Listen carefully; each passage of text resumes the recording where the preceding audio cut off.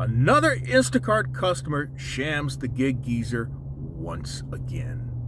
Find out on this segment of the Gig Geezer.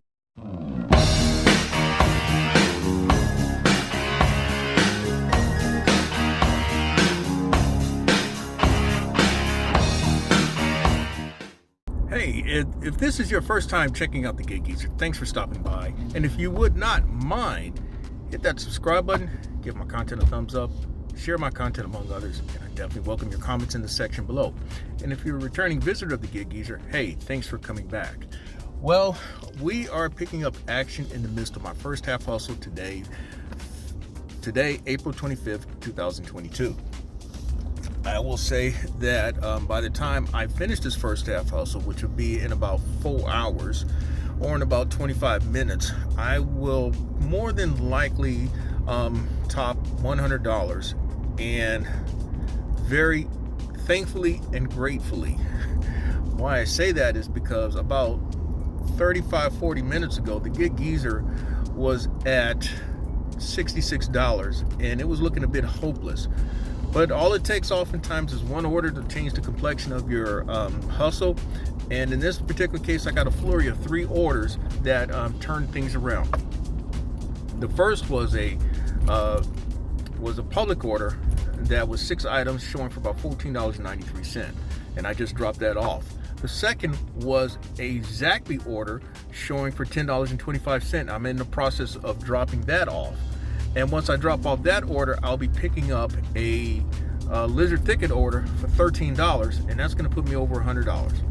Now, while I'm at it, yesterday, April 24, 2022, marked the 25th consecutive day in which I put in a first and second half hustle and earned over $200. 25 consecutive days in this current winning streak.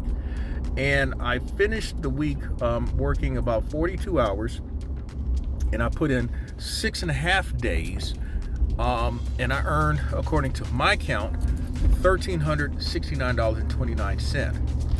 Those numbers translated into me averaging about $210 a day and averaging over $32 an hour. But that's not what you checked out this segment of the Gig Geezer about. You checked out this segment on the lead item with Instacart customer shamming me again. Yes, it did happen again. And you know what? It happened despite some of the things that I've shared in recent segments. One of the first things I mentioned was that my rating had shown a great recovery in recent weeks as some poor ratings had dropped off. The ratings should have been removed by Instacart, but they've done nothing. I'll get into that further into this segment. The ratings had improved from a low of 4.49 to as late as yesterday, 4.88. As I am doing this segment of the Gig Geezer, my rating has dropped to 4.80, thanks to a customer yesterday who trashed me with a 1-star rating, in addition to claiming that several items were missing, and the customer got a refund on those items. However, that's why I'm doing this segment of the Gig Geezer. However, I have documented proof that these items were selected, purchased, and delivered. And I've also gone to Instacart about it, and predictably, Instacart has done nothing. And they probably will not do anything. All right, so for the customer, I don't recall her name, but I do recall that the residence that I delivered to was in a pretty decent subdivision, or pretty decent subdivision / development. It was my first order that I completed yesterday, which was at a Lowe's supermarket. As I recall, it was 33 items. The order paid $19.98. I selected that order to start out with because it was early in my hustle and things are very slow, and I thought that if I knocked those out as I think I could, I would have been around $28 for the first hour, and that's exactly what happened. Well, as a practice, what I've done and what I've shared on some previous segments of the Gig Geezer, I've gotten to a point now that what I had adopted in early March was that I would document my selecting of the items as I shopped for them. And so what I mean by that is I took pictures. I depending on the size of the order, I would take pictures in phases, or I would just take one picture while the items are in the shopping basket and just before I go to the register. Most customers seem to appreciate that, including this customer who did all this. One customer most recently expressed surprise and gratitude that I actually did something like that. She said I was the first person to actually take a picture of the items and let her know that this is what I got. Well, as if you don't know, but I'm gonna share it anyway. Instacart's, at least according to its algorithm now, what Instacart does is that it updates somewhere around 1 o'clock every morning. Well, when I checked my app with my usual trepidation after completing orders for Instacart, I noticed that my rating had dropped from 4.88 to 4.80, and I saw where I got a 1-star again. Then I noticed that it said 8 items were missing. So immediately I got on the Instacart chat and chatted with an Instacart rep, and I asked him, after providing pictures, does this look like missing items? Does this look like missing sparkling cherry 0 sugar drink? Does this look like missing sliced Kobe Jack cheese? Does this look like missing grilled chicken kebab? Well, that person had the audacity to ask, did I deliver them? So then I provided a picture of the actual delivery of the orders. Well, the bags being placed at the customer's door. So, of course, I went into a diatribe about I have done this multiple times just this year alone, in which I have provided documented proof that these customers are lying and engaging in fraudulent activity. They're defrauding me and they're defrauding Instacart. And Instacart has done nothing. All right, so we've dropped off that second order, and man, that was a little bit of an experience. We're talking bumpy roads, dirt holes, mud holes, potholes, you name it. Thank goodness I got a truck.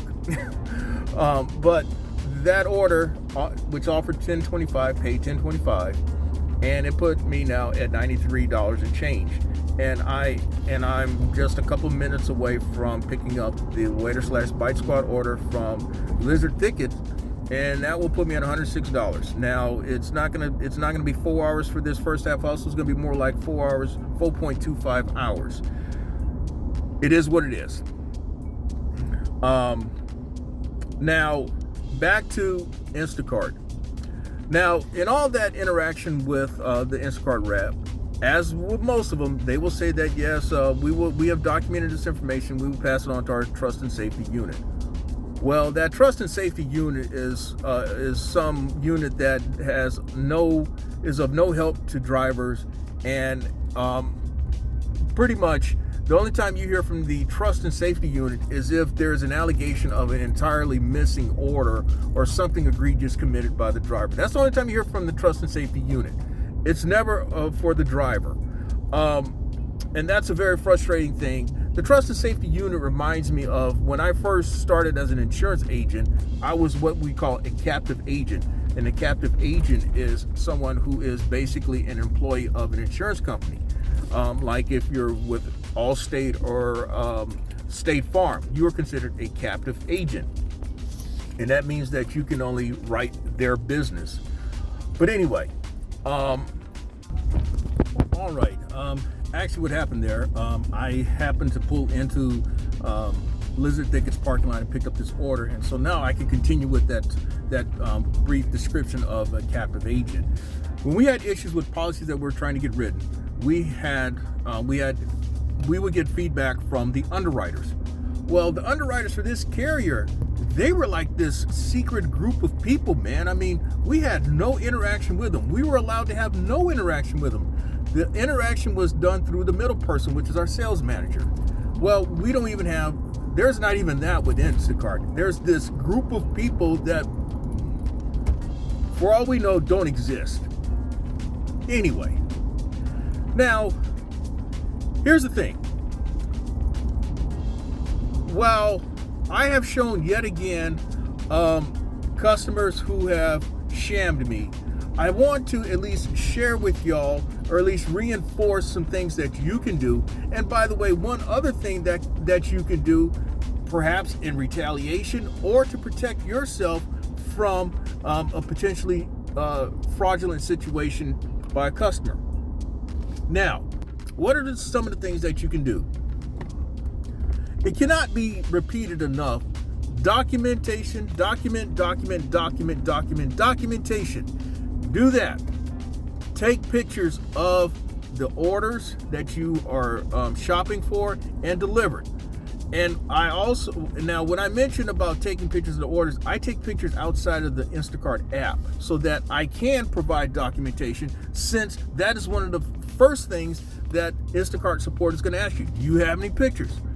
What about the pictures I took in the app? Well, that's not the first thing they're going to refer to. That's just not. So if you've got pictures, then yeah, Exhibit A, Exhibit B, Exhibit C on down. Okay. The other thing is that supposedly Instacart, well, I mentioned it already, but Instacart supposedly has record of your interaction with the customers. And even if you do send the pictures through the app, they're supposedly able to call that up. But obviously they don't. So the next thing I recommend in keeping these pictures, the next thing I recommend with these pictures is to keep them for a minimum of 2 days. Why a minimum of 2 days? Because it takes normally 24 hours for the tip that the customer provides, if they provide, to process through. And then you know what you've gotten paid for that order. That's at a minimum. I keep the pictures for a week because there's always a potential of that customer coming back with that allegation. They may not do it that day, as what this customer did, but they may do it a couple of days later. And so if you have those pictures for at least a week, yes, then you can go back through the Instacart app and either go through support, or the third place, which is in the quality of items tab, in which you see these allegations. And typically you have one opportunity. In fact, it's not typically, you have only one opportunity to refute these claims. The app only allows you that. So, where you see it says report fraud, you're going to hit that, and then it's going to give you an opportunity to provide a photo, only one photo, and that's messed up. It should allow you to provide as many photos as necessary. You can provide as many photos as necessary when you're chatting with the Instacart support person. But in my experience, that's pointless, as I've already shared. But so that's going to be your one opportunity. The next thing I recommend, when these things occur, go ahead and continue to contact support, because then that allows you to provide additional documentation in their system. Whether they do anything about it, obviously, I'm telling you from experience, they don't. The last thing about customers is know too that some customers are simply outright absolute liars. Okay? But there is one thing that you can do with some of these customers, and it doesn't mean that you have to egg their house, egg their property, or put them on blast on social media. The one thing that you can do through the Instacart app is to block them. Really? Yes. At the end of every order that you complete, you can rate. Instacart allows you the opportunity to rate the customer. Thumbs up, thumbs down. So when you give them a thumbs down, then it's going to ask why. The thing that's going to trigger the ability to block them is when you say that they're rude. So if a customer is giving you a hard time while shopping, when they run you up the wall with a bunch of substitutions and changes and just asking you a bunch of questions that really make no sense, you can peg them as a rude customer. But then you can also talk about difficult delivery, hard to find items, and then it gives you a chance to put in there why you do this. Well, it doesn't matter. The most important thing there is blocking the customer. It gives you a space to mark block customer. When you do that, you have given yourself a chance, at least, of them not giving you a poor rating. But also, if you won't ever see them again. Now, how you do that, why you do that, that's on you. But I'm just sharing you this information. And so, needless to say, I have blocked customers sometimes as a precautionary manner or a precautionary step. Now, all this that I have provided, hopefully it will be of some help to you. And if it is, hit that subscribe button, give my content a thumbs up, share my content among others, and I definitely welcome your comments in the section below. And with that, this is another segment of The Gig Geezer. I'm Inwood Lane, and as always, may your hustle continue.